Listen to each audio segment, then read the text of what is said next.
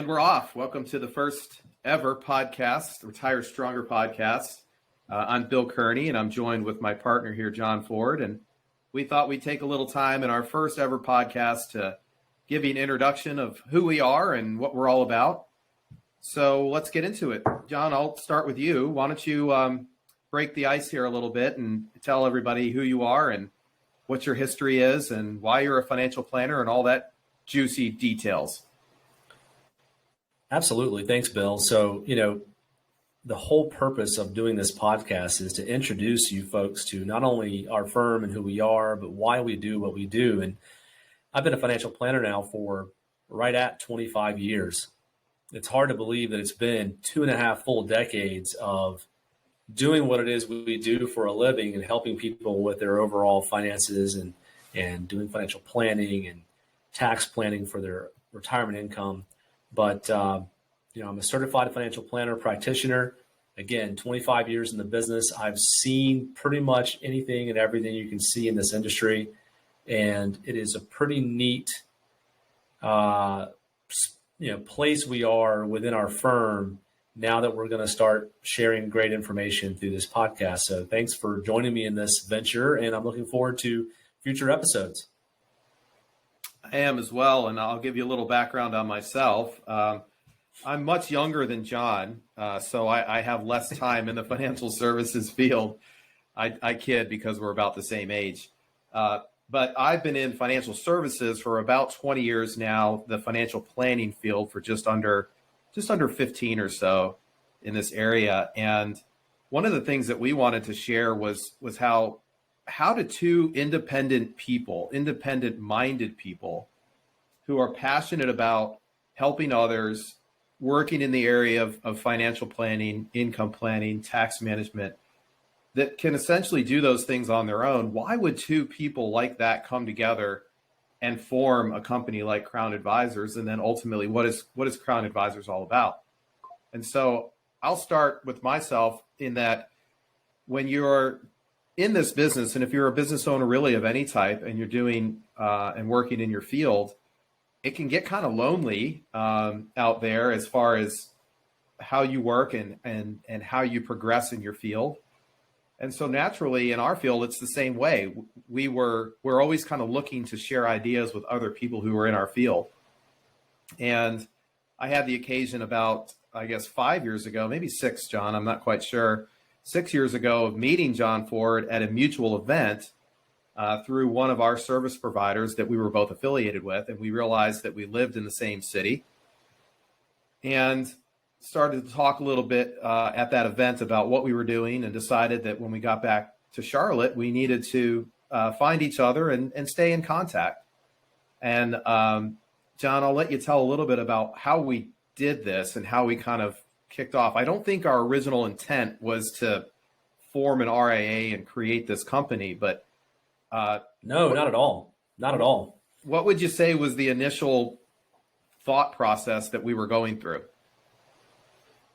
Absolutely agree. It was definitely not our original intent. And I think that what we were thinking is, hey, we are in the same metro area of Charlotte area of North Carolina. We were affiliated with each other through a mutual connection, one of the service providers, as you mentioned. And I think that after one of our conferences that we had ended up meeting finally in person, we made a decision, hey, let's every so often, let's just meet up and have lunch or grab a coffee and discuss what it is we're working on, discuss maybe some difficult plans that we're trying to navigate for clients and make sure we're providing the absolute best service we can and making sure that we are doing the right things for our clients at all times.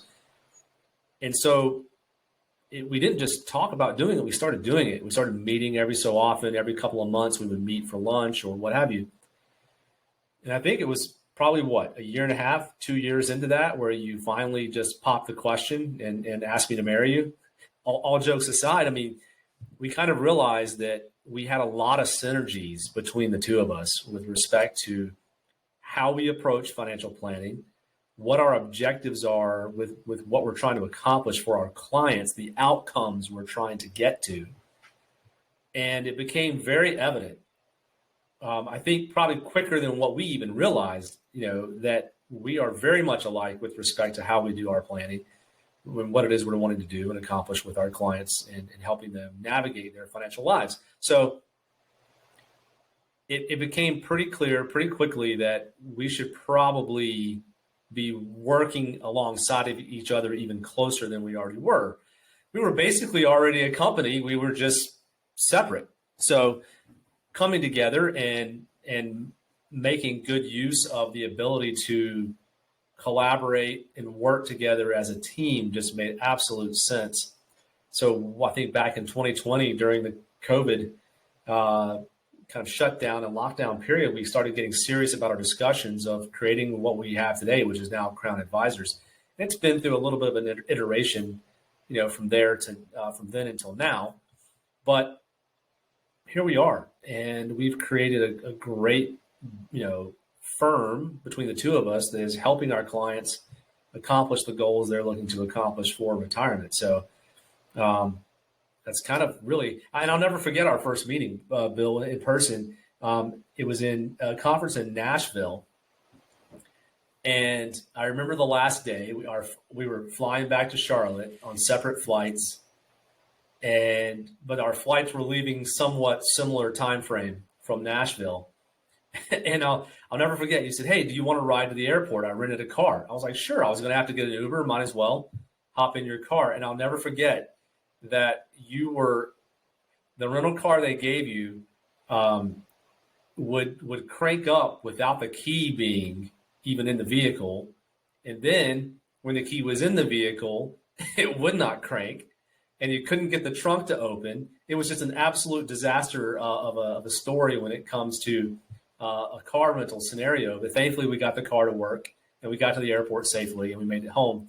And you would have been better we'll off some other stories. You would have been better off taking the Uber. Well, it's funny you mentioned that, but I was going to say we'll share some other stories here in some future podcast episodes about the adventures of John and Bill in the Uber rides from the different cities we've been to for different conferences we've been in attendance. So those are some pretty funny stories in their own right. But that was kind of our first interaction with each other, and it's been a wonderful business partnership ever since. So I would say too, to add to that, there's a couple of considerations that we had. We joke and say that we dated for a couple of years as business partners. And one of the reasons for that is we had both been in partnerships before, and that can be tricky. It's just many times it can be very difficult to be in a partnership. And if you're in business, you know this. So we wanted to be careful. But there were so many things that pointed in the right direction. John is on one side of Charlotte. I'm on the other. This is a major metropolitan area. There's really no way for either of us to cover the entire city by ourselves. And even today, from a clientele standpoint, we don't bump into each other at all. But it gave us the ability to kind of work the city together and build some synergy there. And then another thing that a lot of advisors don't really think about is a succession plan. As you're building a practice, your clients are putting a lot of faith and trust in you. And I would get the question all the time, at an annual review or something to that effect of, "Bill, what happens? What am I going to do if something happens to you?" And I didn't have a really good answer to that because they had put a lot of trust in me. We had put a lot of work in on each of their plans to make them the way they wanted them to be. Well, this creates a natural succession plan too, which we've put together as part of our practice as well. So that covers our clients from that standpoint. God forbid Absolutely. that ever happens, but it's a key component to what we were doing. So one last anecdote here. Yeah, absolutely. The day that we decided to form our advisory, we didn't have a name yet for it, but the day we decided to do this was the day that everything shut down for COVID. We were some of the last patrons in the restaurant before they kicked us out for however many weeks or months that was back then. So something that we were planning on doing in 2020, it took a full year after that to get everything up and running because of that delay. So that was a kind of a side note on that, kind of an interesting anecdote to our story. Yeah, absolutely. And I think the best part about the whole succession plan that you mentioned is that, God forbid, something happened to either one of us, each of us could pick up right where we've left off with a client because we understand the process and we understand the planning that we're both doing, is we're both doing the exact same planning. So to be a client of John's or a client of, of Bill, at the end of the day, if something were to happen to me, Bill can step in and know right what's going on with my clients and be able to pick up right where I left off and be able to work with that client with no issues, and vice versa. So that's a nice, understanding that our clients have with respect to working with one or both of us, or independently or together. So I think that's a huge benefit for our client base, knowing that they have that backup in place no matter what. Yeah, so let's talk a little bit about what makes us Crown. What is it that is our passion as far as income planning? And we have the tagline "Retire Stronger," and tax smart management so you can retire stronger, that type of thing. What does that mean to you, John, when you're working with a client? So for me, it's great that you asked this, because I had a review with a client, a newer client yesterday, and we are still fine tuning and dialing in their financial plan as we speak. And one of the questions that came up prompted me to say to the client, hey, our objective here at Crown Advisors, when we are developing your financial plan and coming up with recommendations on what it is we feel you need to be doing, is twofold. One, to make sure you don't run out of money in retirement, and to do that in the most tax efficient manner. So when we make recommendations, we make them based on multiple factors, but one very major factor, which is how much taxes are you going to be paying in retirement when you are starting to enter that distribution phase of your life, with all these dollars, all these assets you've accumulated during the accumulation phase, 401k plans, Roth IRAs, your life insurance, all the different things you have that you've built around your financial life. Now you have to start pulling from that to supplement your income during retirement and be able to live whatever lifestyle you've decided that you're going to live. Our objective is to have you start your distribution phase in the most tax efficient manner possible. And if we can do that and make sure we have all of your goals and dreams and desires covered, and that there's no red line on your financial plan, that is our biggest objective in how we're going to help you. And if we can accomplish that, and then build in the other aspects of your plan between the portfolio management aspect of it and just overall management and consolidation, and making sure that everything is where it's supposed to be when it's supposed to be there, we've done our job. I feel like we've done our job at that point if we can accomplish that. But I'd say the biggest factor for tax efficient planning that we talk about in our tagline is giving you the most tax efficient, if not tax-free income during retirement as we possibly can. And there's a lot that goes into that. And Bill, please expand upon that, because, there's so many facets that you can look at and that you can use to create a tax efficient income during retirement. Well, it's interesting because it always starts with the red line. You mentioned red line planning, which is the first component in what we do. And ultimately, what red line planning does is it helps people identify, based on the course that you're on right now and the decisions that you've made and maybe the way you're invested, when are you going to run out of money in the future? So we have a program and a system that will help people with that. And here's what that's ultimately doing. If you think about it, we plan for pretty much everything that we do, okay? Down to, how is your day going to be tomorrow? What does your day look like? Up to things like when we go on vacation, most people plan what their vacation is going to be like, or at least where they're going to go and how they're going to get there, right? So for example, if we were in a car in New York, John, and we were trying to get to California, would it be the best approach to just jump in the car and go and figure it out as we went along? Or would it be maybe a little bit smarter approach to sit down and map out that course? Okay. When are we going to need to make stops? Are we going to need to spend the night somewhere, and where are we going to do that? What's the best route to get there? What's the most efficient way to get there? Of course, that's how you're going to plan a trip like that. It's a major event. And one of the things that we found over our course of doing this is how few people sit down and actually map out and plan their financial future.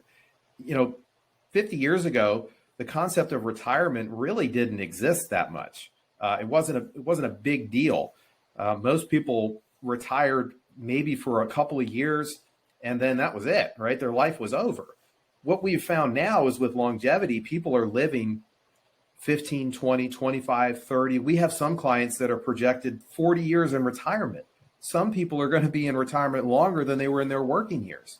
So this is a major event, or a major portion of their life that they have to plan for. But a lot of people haven't caught up to the concept of planning for that. And that's where red line planning comes in as the initial starting point. Look, you've got to figure out if you're on the right course. Are you going to end up in California or Florida, right? Exactly. We call it somewhere elseville. Are you going to end up where you're trying to go, or somewhere elseville from there? And once you figure out what the problems are from that standpoint, then you can say, well, how would we fix that? How would we get rid of the red line? What are some simple things we can do to course correct here and get us back on track? Absolutely. And then from there, okay, now we fixed that part of it. What does our tax situation look like? And we're very fortunate to have some tools in our, some arrows in our quiver, if you will, that help us with that with each of our clients in the planning process. Agreed. 100%. So many folks I've met in my 25 years, and I'm sure you've met as many or more possibly, that have this misconceived notion about what financial planning actually is. Like, what are we actually doing? They liken it to, or feel that it is, let's just put our money in the best possible investments and let it grow as much as we possibly can. And then one day when I'm tired of working, maybe I'll call it quits and retire, and hope that I have enough, and hope that I'm got my monies in the right places to afford whatever lifestyle I want to have in retirement. And financial planning is so much different than that. It's not just about throwing your money in the stock market, or investing it in CDs or bonds, or annuities, or insurance products, or precious metals. It's not just about how you, or it's not just about investing your money. It's not about just getting the best return you possibly can get. It's so much more involved than that. And so many folks, I can't tell you how many times I've asked folks, hey, how much room do we have in your nominal tax bracket that you're in? How much space do we have to do some Roth conversions? Do we have room to where we're not, so that if we convert monies to a Roth, that we're not going to bump you into a higher tax bracket? It's a deer in headlights look every time I ask that question. Folks just don't know the answer. We're here to help provide that answer so that you understand what your picture looks like, and so that we can counsel you and direct you and recommend how we proceed and whether or not this makes sense to do in the first place at all. I've had a lot of people come to me and say, John, I've heard people say that I need to do a Roth conversion. I need to get my money out of a taxable account and get it to a tax-free account as fast as I possibly can. Well, how do we know that's even the right, benefit for you? What if you do that and it absolutely doesn't give you any benefit in retirement whatsoever? So if it's not going to provide a benefit, why do it? So these are things that we help our clients with, and these are things we help our clients understand. To your point, if we do not have a map, how do you know? If you don't have a plan, and you don't know where you're going, how do you know when you get there? Well, I was paraphrasing Yogi Berra right there. No, we're going to really beat this analogy to death. But if you think about it, the money that we're talking about here that people have is really just the fuel for that journey, right? Of course. And how well you plan for that journey and how you're going to utilize the fuel to get there determines whether it's a successful journey or not. It will help determine, is this going to be a period of my life that is enjoyable, or is it going to be full of fear and doubt? And obviously we don't want it to be the latter for anyone that's trying to do this. We want this to be a successful and enjoyable journey. That's the reason that you're doing this. So that's a key component obviously in everything that we do, is making sure that people recognize that. And I think back to, I can't remember how long ago it was. It was a few years ago, but one of the major brokerage houses had a commercial, and they had people walking around doing different things in their life, like mowing the yard or pulling a trash can out to the street or whatever it was. And they were all thinking about this number in their head, this mystical number that they needed to get to for retirement, right? And every one of them had What's a your different magic number? Yeah, it was a what's your giant magic number that would pop up over their head. And, the guy cutting the grass was like 3.497 million. That's what he needed to retire. And I go into that a lot when I talk with people, because that number might be accurate that you've calculated, or you might be way off. You might be way high or way low.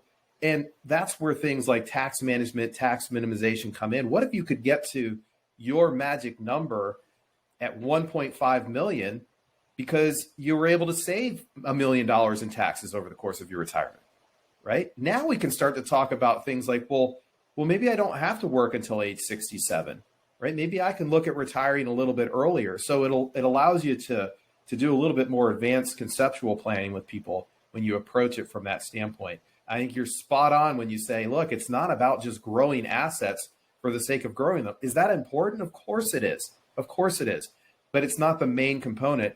I contend that the biggest expense for most people in retirement is not going to be healthcare. It's going to be their taxes. Yeah, and that's definitely, you're starting to hit on another big expense as well when you start getting into healthcare. And these are some of the topics we're going to be covering in future episodes of our podcast, Retire Stronger. And, healthcare, your health and fitness, and how it ties directly into your wealth and your wealth strategy and your financial plan. We're going to be talking about other challenges that our clients and every other client out there faces with regard to retirement planning. Bill, give us kind of a preview on how you see and the topics you're envisioning that we're going to be covering in future episodes. I'm sure the folks might like to hear what's going to be coming next. Absolutely. I mean, we're going to get into all sorts of retirement risk topics like longevity planning, or we would call it longevity risk, which is the fear of outliving your assets. There's inflation risk, which if you've been around and tried to buy things over the last couple of years, you've become acutely aware of what inflation is, right? Most people are aware of market risk. That's one that's out there. There's something called excess withdrawal risk, which really is a silent killer in retirements. If you're taking out too much money from your accounts, how do you know if you're doing that? How do you know where that's going to lead you? So excess withdrawal risk is a big one. Sequence of return risk. We'll get into what that means. It's sometimes less about the rate of return on your money and the return of your money, or when returns happen, negative and positive. So we'll get into what that looks like. And John, I think we'll also get into some areas like special needs planning, which is an area of passion for both of us that we want to talk about. And I know particularly. Why don't we do a brief intro into why that's so important to each of us? Because I mean, you've hit on something right here that is a huge deal to both of us, and I think it might make sense to introduce everyone to that concept and why it is we are focusing on it and specializing in that area. Yeah, probably a good place for us to wrap up. And I'll say I have a different perspective on this than you, and I'm interested to hear yours. But I know for me, look, you could put 100 financial advisors up in front of a room, and if you ask the general public, of these 100 people, how many of them can you really trust? It's going to be hard to figure that out, right? If you add in people who have specific situations in their world with special needs with their children, and all the considerations that go into that, as well as what are they going to do with their assets if they outlive that special needs child, that's an area that requires a special level of trust in an advisor that can be difficult to find. And if you do find the right person, they may not specialize in the area of special needs formation, right? Or asset management. It's a big area, a big hole in our financial services world. And it's a huge area for us that we want to expand our practice into from there. But John, I'll let you talk a little bit more about how you see that and kind of the personal touch on that for you. Well, I think you've covered it rather eloquently. I mean, it is a a big hole in our industry that is not being filled fast enough, I would say. I'm a little almost embarrassed to say that that I'm just now embracing this topic and this subject matter area of financial planning with the background that I come from over the last 18 plus years now, with having a special needs child who is 100% disabled intellectually, physically, and requires 24-hour care by myself and my wife and her siblings when available. And, it is something that after going through what we've been through the last year of our daughter's life, her name's Ella, but, in all the things we've had to deal with, from a 1 month long hospital stay to having to appear on Zoom with a judge while in the hospital, to complete a hearing on taking over as her guardian now that she has turned 18 years of age, and navigating all of those waters and trying to do it as efficiently and as successfully as we can to avoid mistakes and avoid problems and delays and other issues that come about. And then, as you said, Bill, trying to figure out, well, God willing, she'll hopefully live a long and happy life. But if she outlives me or my spouse, what happens next? And I'm, my wife and I struggle with that, just like any family member or any family out there would struggle with dealing with special needs in their household, and trying to figure out how to care for that individual if something were to happen to them or if they're no longer around. And a lot of that revolves around finances. Is there going to be money to take care of this individual the way they need to be cared for? And those are areas that we are, as a firm, committing to becoming efficient and experts at in our field. And we're looking forward to expanding, as you said, expanding our practice into this area in a manner that's going to provide meaningful benefit, not just to our local communities that we serve here in the greater Charlotte area, but all of the communities that we serve clients in the many states that we have clients. This is an important topic, and it's a topic that's getting to be larger and broader in scope, more so now than it ever has.